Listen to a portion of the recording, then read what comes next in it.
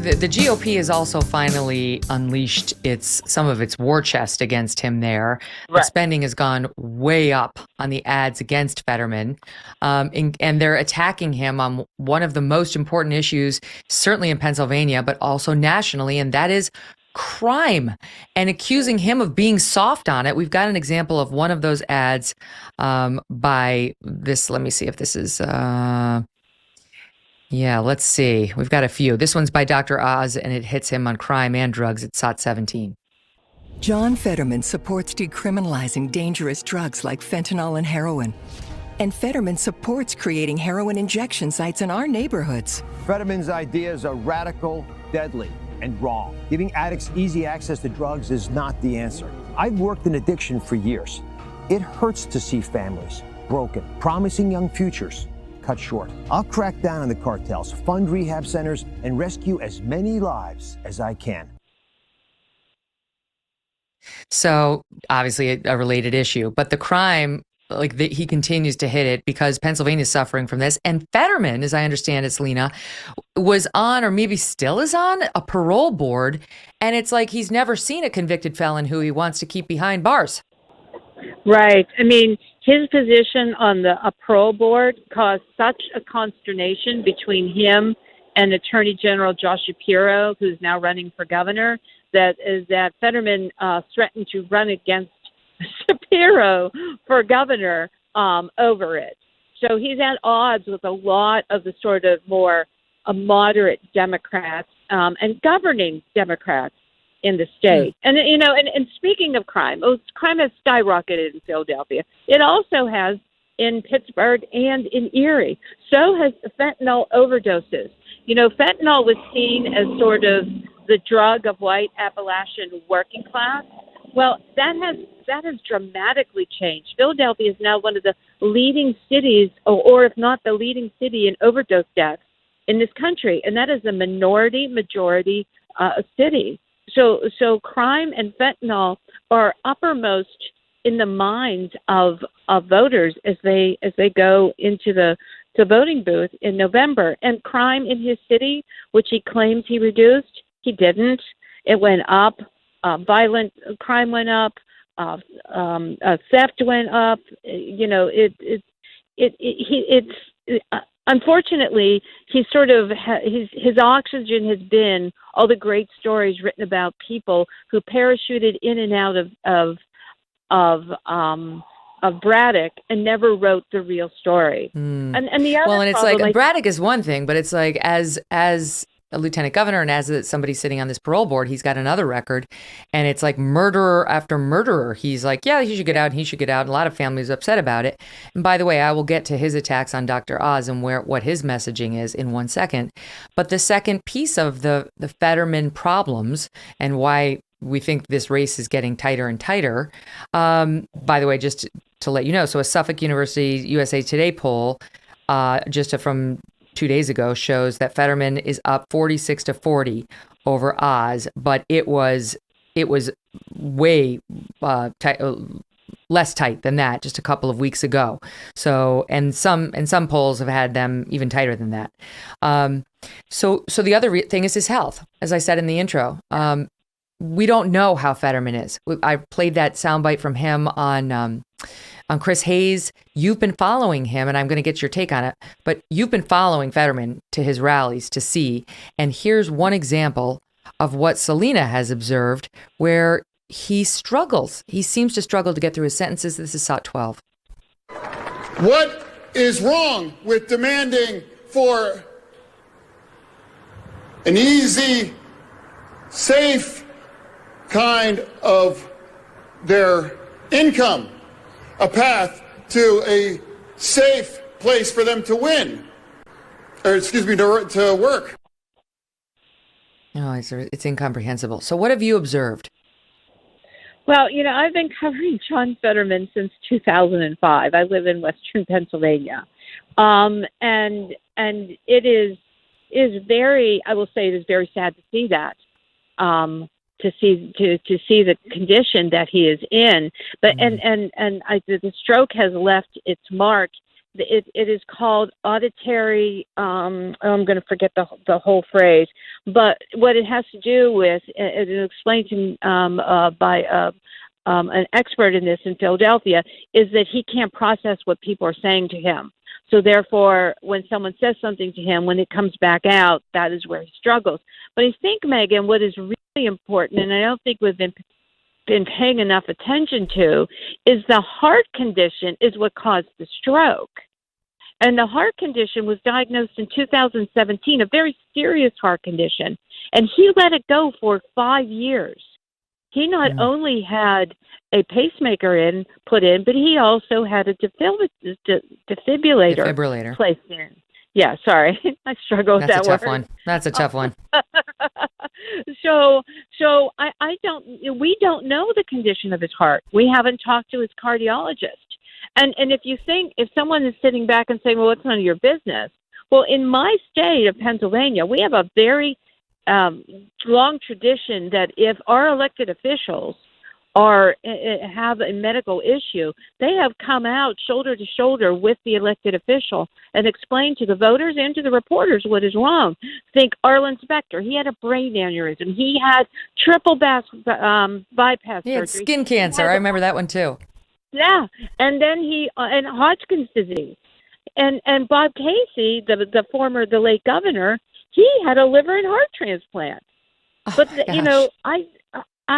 we all knew what was happening minute by minute. The only thing we have from the Fetterman campaign is what they're saying.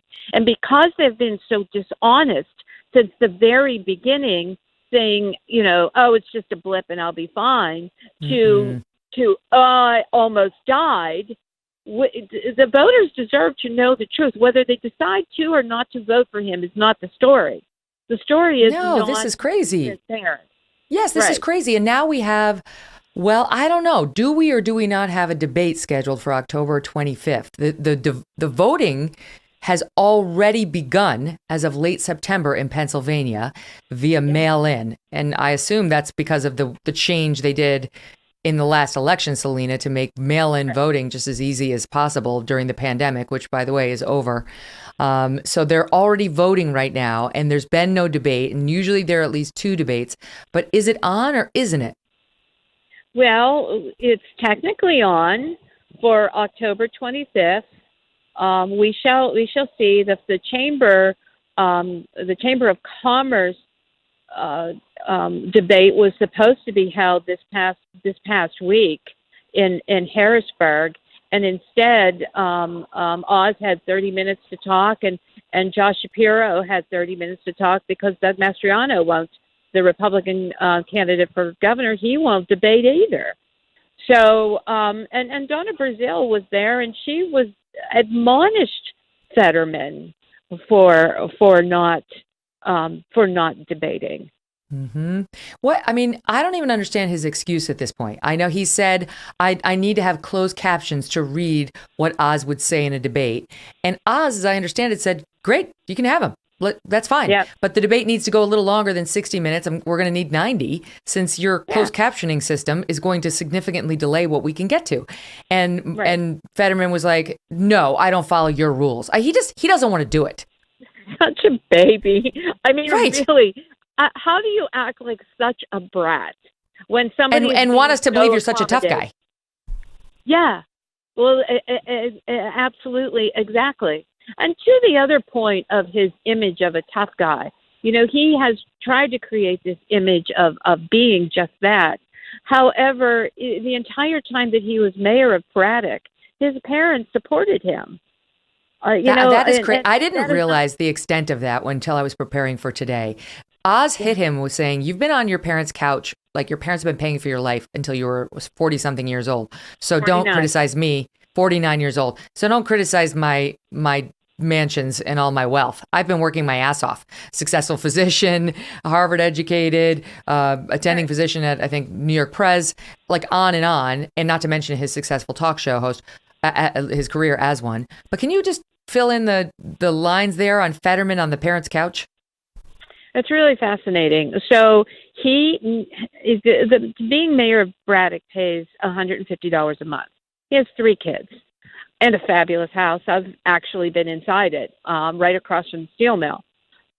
His parents paid his salary every year that he was mayor of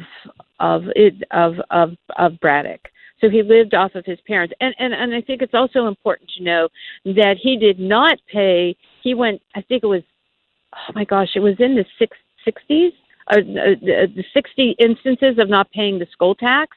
This is a guy who's run on funding the public schools, and the public school system in his district, in his town, is one of the poorest in the country, and he failed to pay the school tax, I think to the tune of $38,000. I don't have the amount in front of me, and it took 6 years for them to finally. They had to put liens on his property. They had to take him to court, and he just didn't pay.